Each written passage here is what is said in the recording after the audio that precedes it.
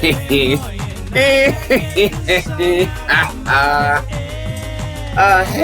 everybody. Hi. How's it going?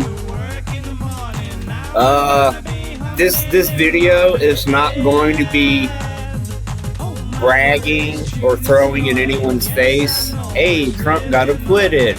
Again, 2 scoops of acquittal. No, this video is going to specifically be pointing out the juicy double standards, the hypocrisy, and the irony of the left. You know how the left likes to do things and mock people, but whenever those same things are done back against them, they can't stand it. Remember the coffee cup where they would be drinking man tears, drinking male tears? But then our side adopted that and we started drinking lefty tears, and oh no, that's hate speech, that's harassment. Do as we say, but not as we do. I mean, this is on CNN, and it was I had to make a video about this. Republicans acquitted Trump again, but this time is different. This was an analysis by Maeve Reston. Bless her heart. It was Valentine's Day, and this lady was staying up to 9 o'clock at night writing an angry article about Trump, and he's not even the president. She's writing about some private citizen on Valentine's Day. Let's get into this, guys. All right. Well, okay, here we go. So, former President Donald Trump's second acquittal by the U.S. Senate proved the enduring power he holds over the Republican Party. Kind of like how various people on the left hold power over the Democratic Party. I'm confused. Why bring up a politician having power over a political party? That's the name of the game. That's weird. Anyway, with the results Saturday setting the dangerous precedent that even an autocratic leader who violates his oath of office can escape punishment if he bullies enough senators into standing by him. Okay, so I'm confused. They impeached Trump, and the system that they created found him not guilty. So are they saying that their own system is corrupt? Or wait a minute, maybe Trump really is guilty.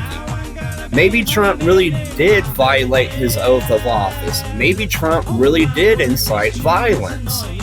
But if that's the case, then how come Elizabeth Warren and Maxine Waters and Camel Toe Hairy Ass, and how come all these other Democratic politicians can incite BLM and Antifa violence, rioting, and burning, incite violence that's responsible for the death of over 30 people, 25 of whom are Black Americans, and causing $7 billion worth of insurance damage, not to mention the cost that was put towards private business owners and other establishment community members that don't have insurance.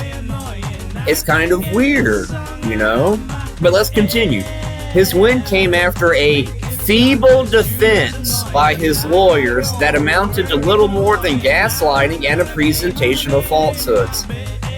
This is extremely ironic because if you watch the impeachment trial, they say the defense was feeble and it was nothing more than gaslighting and a presentation of falsehoods. But that's exactly what their side presented. Edited footage that was doctored, edited tweets. They doctored images. They put blue check marks on somebody's Twitter name and they changed the date of the tweet. They submitted into evidence doctored material, falsified evidence, and it was very feeble. Because They didn't argue their points. All they did was cut up, chop up, and edit video and present the video as if the video itself spoke for itself. Let's continue. And it showed the fundamental power imbalance that is part of Trump's legacy in Washington. For 4 years, he abused the office of the presidency without impunity and made the founders' insistence on co-equal branches of government look like a farce. Again, heavy projecting from the left. Everything they just said has been on abundant display on their side. The abuse of power, the impartial influences, the inequity of branches of government, the filibuster, blocking Trump for stimulation packages, fighting with Trump every step of the way, fighting to get the Green New Deal. All of that was completely partisan. But it's bad when one side does it. Let's continue. Trump will go down in history. I agree. As a disgraced figure who escaped conviction on a technicality after a trial that undeniably proved that he endangered his own vice president, lawmakers in both parties, and scores of political officers as he sought to overturn the election results. Alrighty. Basically, that paragraph is useless. Many Republican senators were clearly shaken by the voluminous video evidence of Democratic House impeachment managers last week that showed how the former president spooled lies about the November election to his followers for months and then inflamed the anger of a mob to the point where they stormed the Capitol. Kind of like how Democrats have been flaming the anger of the leftist mob for the whole past year. Black Lives Matter, Antifa, get in their face, go, never stop. The whole incitement, continuing the rhetoric and the violence. Interesting. In this part, violently beating police officers as they claim to be carrying out Trump's instructions. I saw those videos. Nobody was violently beating police officers. And then here, look at this. They're claiming that the only reason Trump was acquitted is because several Republican senators were intimidated, which is weird because Hillary Clinton intimidated the jury by saying if you vote to acquit Trump, all his supporters will be labeled as co-conspirators. It's okay when they tamper with the jury, but no one else can tamper with the jury.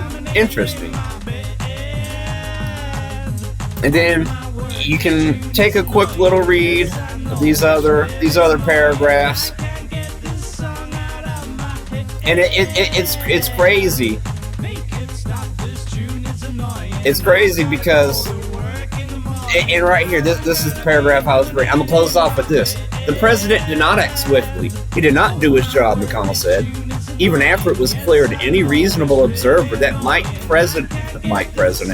that Vice President Mike Pence was in serious danger, even as the mob carrying Trump banners was beating cops and breaching perimeters, the president sent a further tweet attacking his own vice president. I saw that footage.